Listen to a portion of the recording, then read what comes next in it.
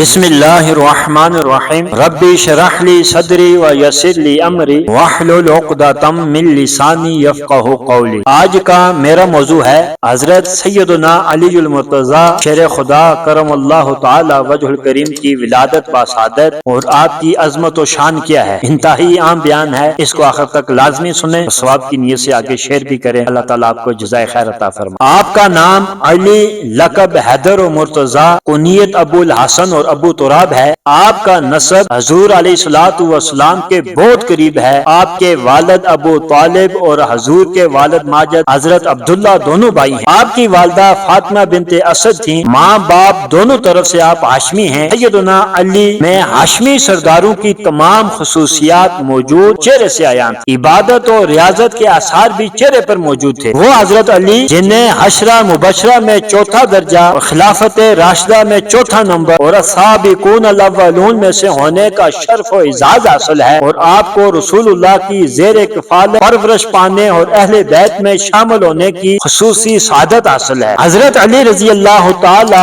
عنہ کے فضائل و مناقب قرآن کریم اور حدیث مبارکہ میں باکثرت موجود ہیں۔ سیدنا علی المرتضیٰ کو اللہ تعالیٰ نے بے پناہ خصائص و امتیازات سے ممتاز فرمایا۔ فضائل و کمالات کا جامع، علوم و معارف کا منبع، رشد و ہدایت کا مصدر، قید و ورع، شجاعت و سخاوت کا پیکر اور مرکز ولایت بنایا، جن میں سے چند نمایاں اور ممتاز قسم کی فضیلتیں میں آپ کے سامنے بیان کروں گا۔ ان ابی حمزہ رجل من الانصار قال سمعت زید بن ارقم یقول اول من اسلم علی رواہ ترمذی۔ ایک انصاری شخص ابو حمزہ سے روایت ہے کہ میں نے حضرت زید بن ارقم رضی اللہ تعالی عنہ کو فرماتے ہوئے سنا کہ سب سے پہلے حضرت علی رضی اللہ تعالی عنہ ایمان لائے۔ اس حدیث کو امام ترمذی نے روایت کیا ہے۔ فی روایت عنہ اول من اسلم مع رسول اللہ صلی اللہ علیہ وسلم علی، اور حضرت زید بن ارقم رضی اللہ عنہ سے ہی مروی ہے۔ ایک روایت میں یہ الفاظ ہیں کہ حضور نبی اکرم پر سب سے پہلے اسلام لانے والے حضرت علی۔ اس حدیث کو امام احمد بن حنبل نے روایت کیا۔ ان انس بن مالک قال بعث النبی صلی اللہ علیہ وسلم یوم الاثنین وصلی علی یوم الثلاثاء رواہ ترمذی۔ حضرت انس بن مالک رضی اللہ تعالی عنہ سے روایت ہے، پیر کے دن حضور نبی اکرم صلی اللہ علیہ وسلم کی بعثت ہوئی اور منگل کے دن حضرت علی رضی اللہ تعالی عنہ نے نماز پڑھی۔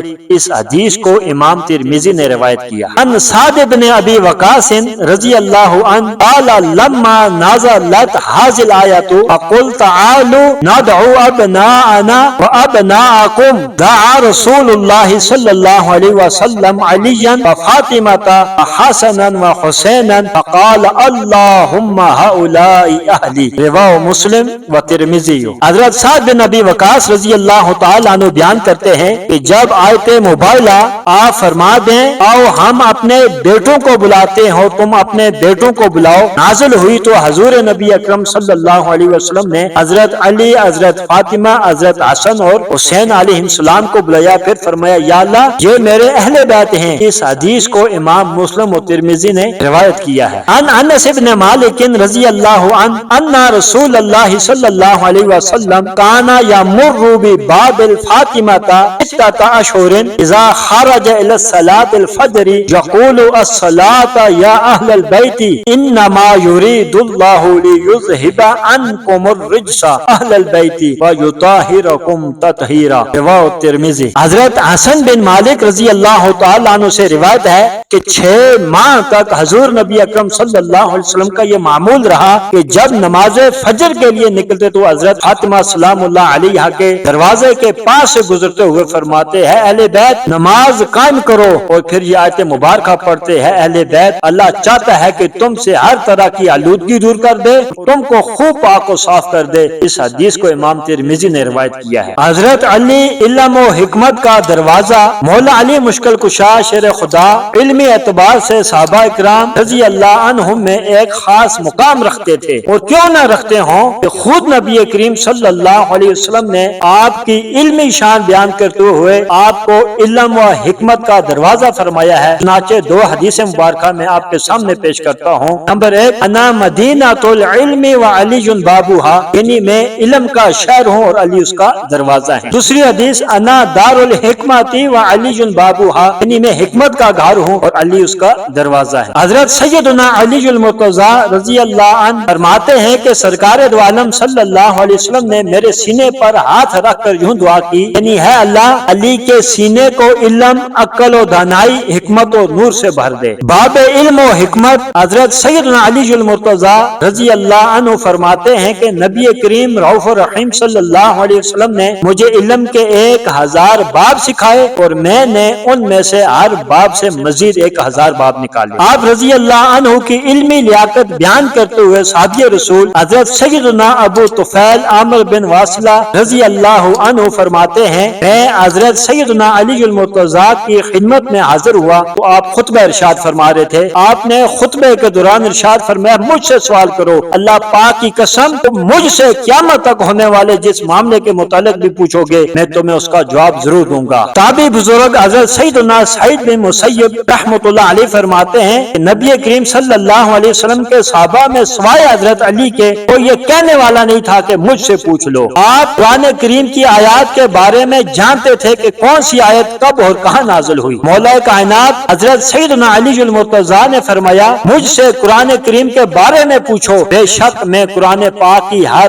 آیت کے بارے میں جانتا ہوں کہ وہ رات میں نازل ہوئی ہے یا دن میں، ہموار زمین پر نازل ہوئی ہے یا پہاڑ پر۔ ایک مقام پر مولا علی مشکل کشا نے فرمایا، اللہ پاک کی قسم میں قرآن کریم کی ہر آیت کے بارے میں جانتا ہوں کہ وہ کب اور کہاں نازل ہوئی ہے اور کس کے بارے میں نازل ہوئی ہے۔ فقیہ امت کا لقب پانے والے صحابی حضرت سیدنا عبداللہ بن مسعود رضی اللہ عنہ آپ کی قرآن فہمی بیان کرتے ہوئے فرماتے ہیں کہ امیر المؤمنین حضرت سیدنا علی ایسے عالم ہیں جن کے پاس قرآن کریم کے ظاہر و باطن دونوں کا علم۔ قرآن کریم کی آیت کے ظاہر اور باطن کی وضاحت کرتے ہوئے حکیم الامت حضرت مفتی احمد یار خان نعیمی علیہ رحمہ فرماتے ہیں کہ ظاہری مراد اس کا لفظی ترجمہ ہے اور باطنی مراد اس کا منشا اور مقصد، یا ظاہر شریعت ہے اور باطن طریقت، یا ظاہر احکام ہے اور باطن اسرار، یا ظاہر وہ ہے جس پر علماء مطلع ہیں اور باطن وہ ہے جس سے صوفیاء کرام خبردار ہیں، یا ظاہر وہ جو نقل سے معلوم ہو، باطن وہ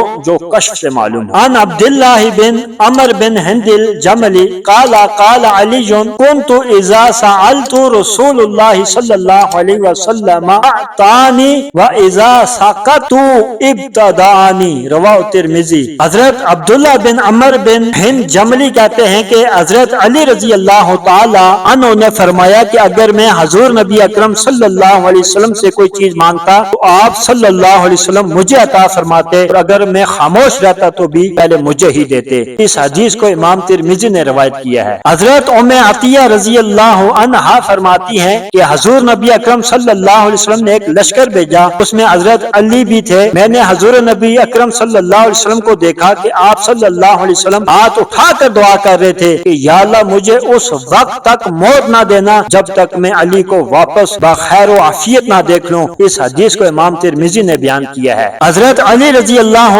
تعالی عنہ سے روایت ہے کہ حضور نبی اکرم صلی اللہ علیہ وسلم نے فرمایا، اللہ تعالیٰ ابو بکر پر رحم فرمائے، اس نے اپنی بیٹی میرے نکاح میں دی اور مجھے دارالہجرت لے کر آئے، اور بلال کو بھی انہوں نے اپنے مال سے آزاد کرایا۔ اللہ تعالیٰ عمر پر رحم فرمائے کہ ہمیشہ حق بات کرتے ہیں اگرچہ وہ کڑوی ہو، اسی لیے وہ اس حال میں ہیں کہ ان کا کوئی دوست نہیں۔ اللہ تعالیٰ عثمان پر رحم فرمائے، اس سے فرشتے بھی حیا کرتے ہیں، اور اللہ تعالیٰ علی پر رحم فرمائے، ہے اللہ یہ جہاں کہیں بھی ہو حق اس کے ساتھ رہے۔ اس حدیث کو امام ترمذی نے روایت کیا ہے۔ حضرت انس بن مالک رضی اللہ تعالی عنہ سے روایت ہے، ایک مرتبہ حضور نبی اکرم صلی اللہ علیہ وسلم کے پاس ایک پرندے کا گوشت تھا۔ آپ صلی اللہ علیہ وسلم نے دعا کی، یا اللہ اپنی مخلوق میں سے محبوب ترین شخص میرے پاس بھیج تاکہ وہ میرے ساتھ ساتھ اس پرندے کا گوشت کھائے۔ چنانچہ حضرت علی رضی اللہ تعالی عنہ آئے اور آپ صلی اللہ علیہ وسلم کے ساتھ وہ گوشت تناول کیا۔ اس حدیث کو امام ترمذی نے روایت کیا ہے۔ عن علی بن ابی طالب ان رسول اللہ صلی اللہ علیہ وسلم اخذ بید حسن و حسین فقال من احبنی واحب هذین واباهما وامهما كان معي في درجات یوم القیامت، رواہ ترمذی۔ حضرت علی بن ابی طالب رضی اللہ تعالی عنہ فرماتے ہیں کہ ایک مرتبہ حضور نبی اکرم صلی اللہ علیہ وسلم نے حضرت حسن اور حضرت حسین کے ہاتھ پکڑے اور فرمایا جو مجھ سے محبت کرے گا اور ان دونوں سے اور ان دونوں کے والد یعنی علی اور دونوں کی والدہ یعنی فاطمہ سے محبت کرے گا وہ قیامت کے دن میرے ساتھ میرے درجے میں ہوگا۔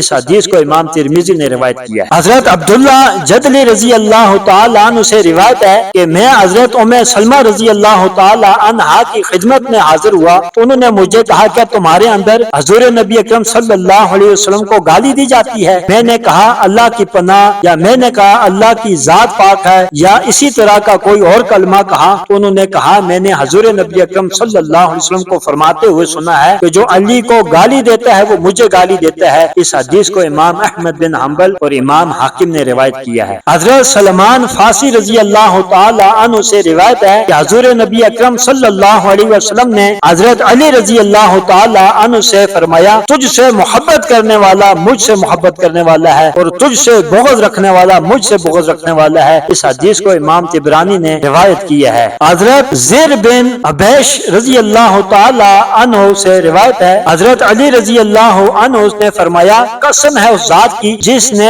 دانے کو پھاڑا اور اس سے اناج اور نباتات اگائے اور جس نے جانداروں کو پیدا کیا، حضور نبی کریم صلی اللہ علیہ وسلم کا مجھ سے عہد ہے کہ مجھ سے صرف مومن ہی محبت کرے گا اور صرف منافق کی مجھ سے بغض رکھے گا۔ اس حدیث کو امام مسلم نے روایت کیا۔ حضرت بریدہ رضی اللہ تعالی عنہ کہتے ہیں کہ حضور نبی اکرم صلی اللہ علیہ وسلم نے فرمایا اللہ تعالیٰ نے مجھے 4 آدمیوں سے محبت کرنے کا حکم دیتے ہوئے فرمایا ہے کہ اللہ بھی ان سے محبت کرتا ہے۔ آپ صلی اللہ علیہ وسلم سے عرض کیا گیا یا رسول اللہ صلی اللہ علیہ وسلم ہمیں ان کے نام بتا دیجئے، تو آپ علیہ الصلوۃ والسلام نے 3 مرتبہ فرمایا کہ علی بھی انہی میں سے ہے اور باقی 3 ابو ذر، مقداد اور سلمان ہیں۔ راوی کہتے ہیں کہ حضور نبی اکرم صلی اللہ علیہ وسلم نے مجھے ان سے محبت کرنے کا حکم دیا اور فرمایا کہ میں بھی ان سے محبت کرتا ہوں۔ اس حدیث کو امام ترمذی اور ابن ماجہ نے روایت کیا ہے۔ حضرت ابو سعید خدری رضی اللہ تعالی عنہ سے روایت ہے کہ ہم انصار لوگ منافقین کو ان کے حضرت علی کے ساتھ بغض کی وجہ سے پہچانتے تھے۔ اس حدیث کو امام ترمذی نے روایت کیا ہے۔